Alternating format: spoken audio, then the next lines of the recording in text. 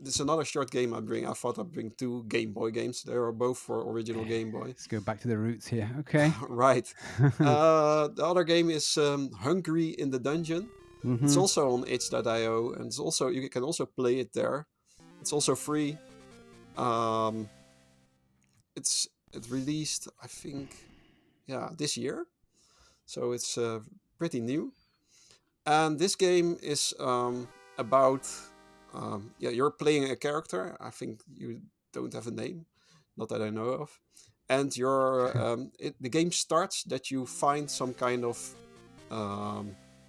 like an idol, or it's like you're sort of Indiana Jones, and you find like an idol in the tomb, the Tomb of Eetemhup.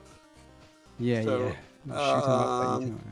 But you're finally down in that tomb, and you found that idol, but you find out you forgot your lunch, so you're hungry. So at that point you think, oh, I'm not going to survive this. I have to eat something. Yeah. So you grab your knife and your fork. That you clearly brought with you to go and get this idol.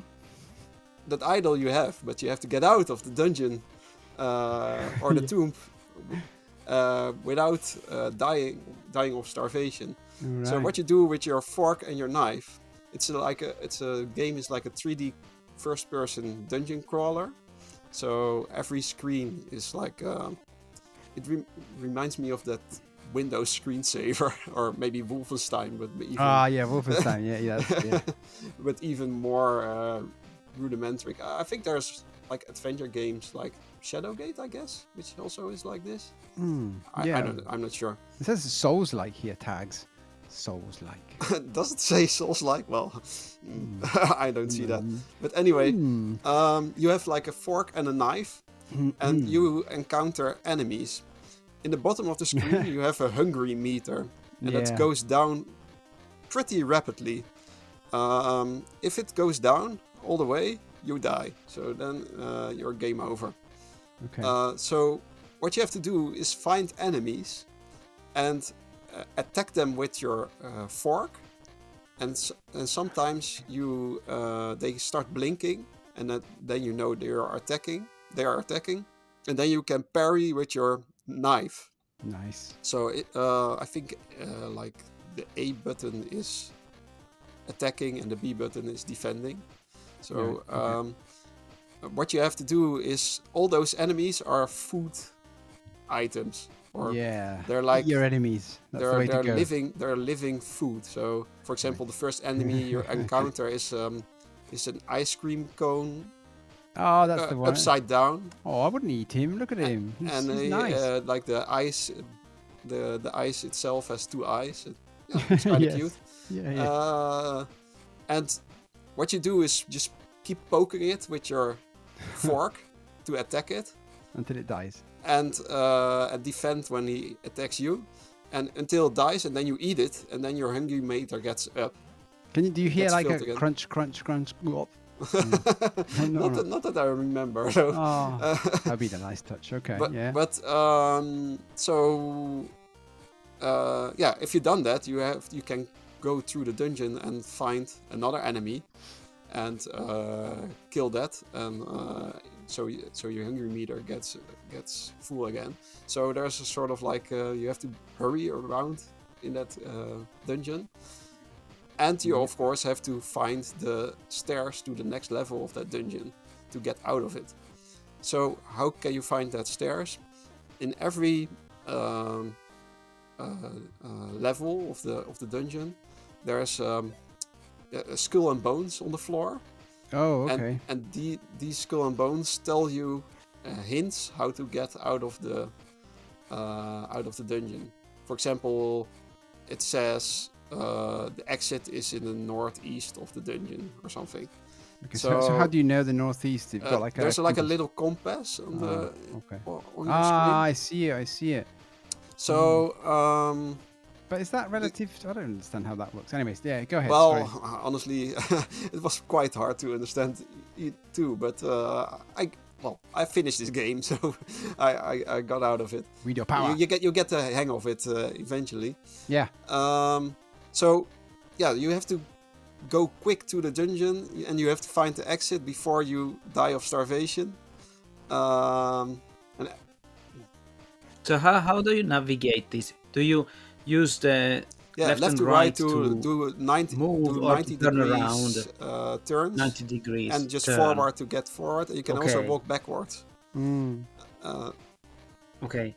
So then when you are in a room with just trying to picture it, when you are in a room with an enemy. Well, I think Well, if you look at it from the top, it's just a grid. So it's not every step forward okay. is you go into the next cell of a grid. So it's not seamlessly like it's. So the rooms are like one Yes. square. So every room it's is not that you go square. smoothly from. It's not like scrolling or anything. It's like every time you hit forward, you go to the next screen. So you can have a corridor, but you have like it's like incremental. So that I understand. So you can have a corridor that's more squares, and you move one square at a time. Sometimes when you go into the next square in the corridor, then suddenly there's just an enemy before you, so you don't see it. You can't see ahead.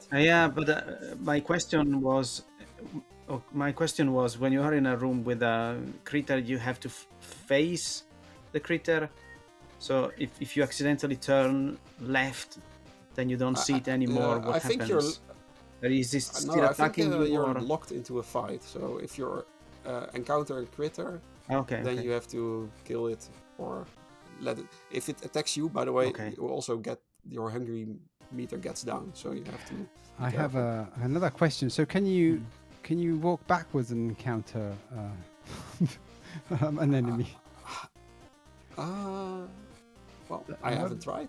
It's just because Diego said that. I thought, wait, hang on a minute. I think so.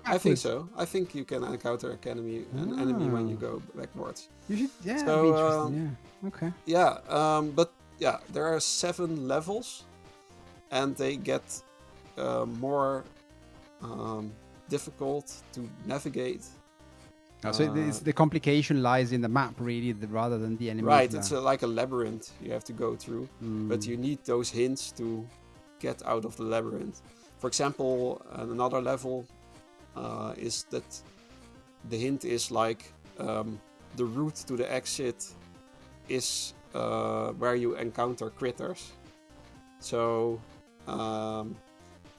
if you walk ahead and you encounter an enemy and you kill it, and you walk like 3 squares ahead again, and you find no enemy, then you're not en route. So you have to find like follow the trail of critters, basically. Right, something like that. Okay. So there's a lot of complications, and sometimes it's quite hard to get through it before your hungry meter gets down. And if you die, you start over that level. So it's not game over. You have to start the whole game over. It's just that level. And sometimes you have to plan ahead. You have to leave some, because sometimes you have to get to one side of the dungeon and then back to the beginning of the dungeon. And then you have to plan, okay, I have to leave some of the critters alive, or else I have nothing to eat on my way back. Yeah. So you can also flee the combat. So if you don't when I think of it, maybe because that was a tactic I used. So so you can leave enemies behind. So maybe you can walk back from them. I guess so. It was so intuitive that I can't remember. So overall, this game, I really love the art style. It's really clear, and I like the enemy designs with all the food items. And of course, for example, they get stronger and stronger, the enemies. And later you get, for example, a hamburger which bites you, or I think there's also like a fried chicken or stuff like that. A lot of different cool enemy designs, and I like. Well, it's very original, I guess, with the hungry meter to get out of the dungeon. Sorry. Uh, yeah, I was gonna say that I wonder if this has been inspired by Delicious That's in Dungeon. Have you ever seen or read the only manga or heard of it. seen I heard it was the really good, anime? the TV show. But I have only seen the TV series, not the original manga, but yeah, it's about a bunch of fantasy characters, like a fighter, wizard, and such that are in a dungeon, and they actually learn how to cook the monsters. But I don't know, maybe there could have been some small inspiration from that. It's quite popular, well, but I didn't know this. yeah, I heard it was a really good show. but at least because also yeah, we're watching it what I with the heard of it family is that they every now and then. encounter like an enemy which is a shield, and they have to figure out how to eat that, stuff like that.